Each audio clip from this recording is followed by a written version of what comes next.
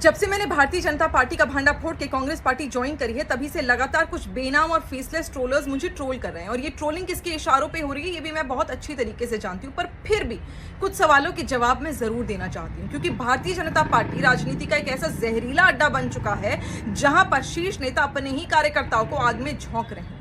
क्योंकि यह विचारधारा की पार्टी नहीं बची है, अब ये सत्ता की भूखी मशीन बन चुकी है।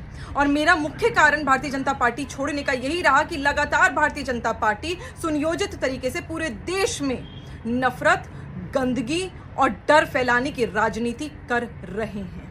ये अपने प्रवक्ताओं को, अपने नेताओं को यही नफरत की राजनीति सिखाकर मैदान में उतारते हैं। और जाहिर सी बात है, जब देश के सर्वोच्च पद पर बैठे हुए देश के प्रधानमंत्री श्री नरेंद्र मोदी जी ये बोल देते हैं अपने भाषण में कि मंगलसूत्र लूट लिया जाएगा और मुसलमानों में बांट दिया जाएगा, वोट जिहाद हो रहा है, जब ऐसा नफरत भरा भाषण देश के प्रधानमंत्री बोल देते हैं, तो जाहिर सी बात है जो कार्यकर्ता है नीचे का, वो किस प्रकार की नफरत अपने दिल में उतार बैठेगा, ये आपको और मुझको समझना मुश्किल नहीं है। यही कारण है कि मैंने भारतीय जनता पार्टी को छोड़ा है। और कुछ लोग मुझे ये कह रहे हैं कि आप इतने साल पार्टी में थे, पार्टी की लीडरशिप से, टॉप लीडरशिप से बात करें तो मैं आपको बता दूं कि टॉप लीडरशिप में नेशनल प्रेसिडेंट यानी पार्टी के राष्ट्रीय अध्यक्ष हों, राष्ट्रीय संगठन मंत्री हों, जो इनकी बड़ी लंबी फहरिस्त है, राष्ट्रीय मंत्रियों की मंत्री हो, कैबिनेट मिनिस्टर्स हो, महिला सांसद हो, दिल्ली प्रदेश के अध्यक्ष हो, सबको लिखत में चिट्ठी दी है।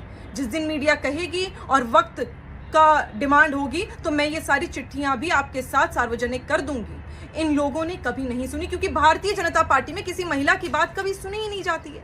महिला सशक्तिकरण का झूठा नाटक करते हैं और मुसलमान महिला की तो बिल्कुल ही नहीं सुनना चाहती, क्योंकि ये तो सिर्फ वोट बैंक की राजनीति करना चाहते हैं। यही कारण रहा भारतीय जनता पार्टी से मैं अलग हो गई, क्योंकि ये पार्टी लगातार नफरत फैला रही है, देश का माहौल बिगाड़ रही है, बटेंगे तो कटेंगे वाली राजनीति कर रही है। बटेंगे तो कटेंगे कहते हैं, एक समुदाय को लगातार चाबी लगा रही है कि आप भड़को, लेकिन याद रखिएगा मुसलमान कौम भड़केगी नहीं। और तो और टीआरपी के लिए कुछ तथाकथित एंकर जिन्हें चोला उतार देना चाहिए जर्नलिज्म का, और उन्हें तो प्रवक्ता बन जाना चाहिए भारतीय जनता पार्टी का, जो टीआरपी के लिए बैठकर टीवी पर नफरत फैला रहे हैं। मैं किसी का नाम नहीं लेना चाहती यहाँ पर। मैं अब उस पार्टी के साथ जुड़ी हुई हूं जो साथ रहेंगे तो मजबूत रहेंगे की राजनीति करती है, लोगों को बांटती नहीं है, धर्म के आधार पर, जाति के आधार पर बांटेगी नहीं, और महिला सशक्तिकरण का सिर्फ नाटक नहीं करती है, वाकई महिला को सशक्त करती है। जय हिंद, जय भारत।